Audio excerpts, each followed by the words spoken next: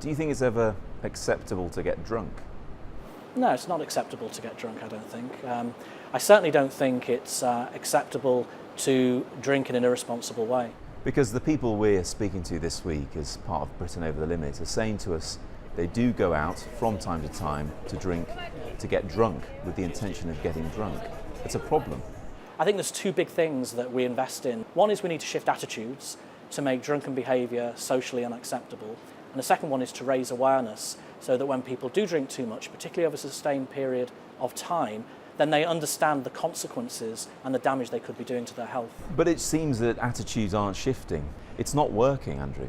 I agree with you that there's a problem group of drinkers. I think at the same time, the vast majority watching this TV show this evening will drink both moderately and responsibly. In fact, in the last 5 years, the number of average units of alcohol consumed per week per person in the UK has reduced from 14 to about 11. I'll come back at you with another fact from the government themselves that half of all drinks consumed in this country are done as part of a binge. So probably half of the drinks you're selling are consumed as part of a binge. How does that make you feel?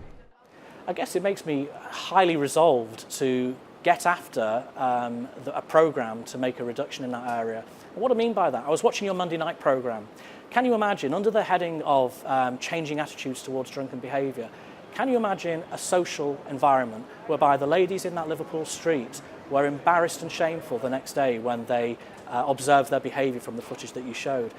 In terms of raising awareness, can you imagine the gentleman on Tuesday night who takes 30 tablets a day because of the consequences of his alcohol misuse?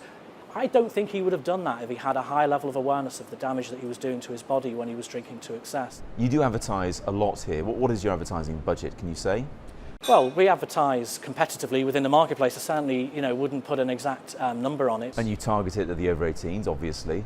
Actually, our marketing code, we target our advertising over 25s. But inevitably, if you're doing billboard advertising or poster advertising on bus stops and the like, kids are going to see those adverts. Of course, there would be incidents where a child will see an advert, but when they do, the advert is aimed at adults, it's responsible, and it's communicating the brand to adults. Would it be better to have more hard-hitting message? For example, cigarette-style warnings on bottles. Drinking can kill, for example.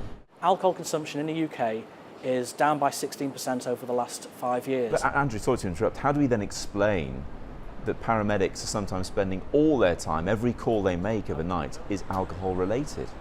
I think what I said at the beginning of this discussion is that there are still problem drinkers out there, and my passion and my resolve is that we shift society so that excessive alcohol consumption is socially unacceptable. We're making progress.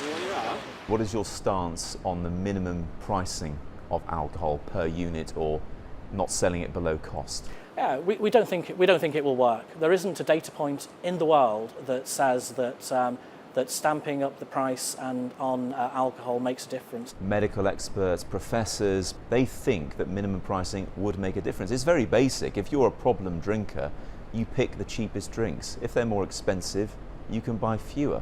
If it made a difference, we would adopt it. It doesn't make a difference. What does make a difference is shifting society and attitudes towards misuse of alcohol and raising awareness of health and the benefit, the downsides of misusing alcohol over time to your health. Just to finish off, do you think that the drinks industry is going to go through something similar to the cigarette industry? That you're going to reach a tipping point, it's going to become more socially unacceptable to get drunk, to drink to excess, to cause problems? Talk about things that have happened in the past that have made a real difference. I think 25 years ago it was acceptable to drink and drive. Today there is absolute social stigma around drinking and driving. If you're in a bar with someone that's got a set of keys in his pocket and he goes on to the second pint, I think there is social stigma around that. And that is because society has shifted culturally. It is unacceptable. That's exactly the tone we want to have with misuse of alcohol and drunken behaviour. Andrew, thanks very much indeed. Thank you, Matt.